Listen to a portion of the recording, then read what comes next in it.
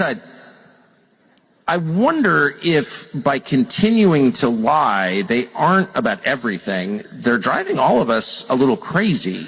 Well, this is why your faith is the most important thing. Because for those of us that are Christians, it doesn't drive you crazy. You actually see what's going on, which is that we do not wrestle against flesh and blood, but against principalities and darkness and spirits, that there's a spiritual war here. And you're right, Tucker. I find people in this space that are not anchored to faith, anchored to Jesus, they do lose their mind. Because there is no rational or reasonable explanation for what the country is doing to itself or what we are experiencing. But if you then see and you know that there is a God and we are not him, that there is an entire dimension of angels and demons and spirits that are constantly struggling around us, and that there is a supernatural dimension, as you mentioned, all of a sudden, that does then make sense. It does not make any rational sense to shut down your schools so you could sacrifice the kids so the elderly can live. That makes no sense whatsoever.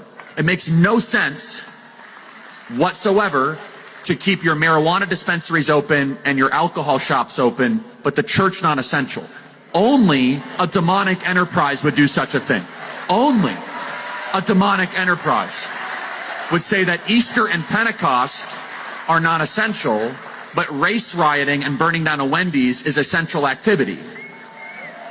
And Tucker, you talk about this a lot. For those of us that know the truth, we know that our God is a God of order and distinction.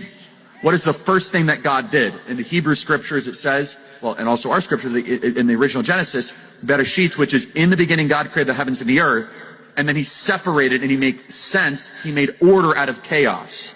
Our God is a God of order, and order only comes with distinctions, and distinctions are necessary. Think about all the distinctions that God set up in the first 6 books of Genesis that are currently under attack. The distinction between male and female.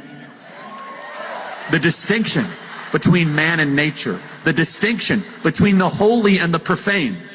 The distinction between good and evil. The distinction between infant and adult. These distinctions have always been what Western civilization were built upon. But it is Satan's goal to blur and eventually destroy those distinctions. Because those distinctions of which we get order, and if you do not have that order, then you have the closest thing to satanic chaos here.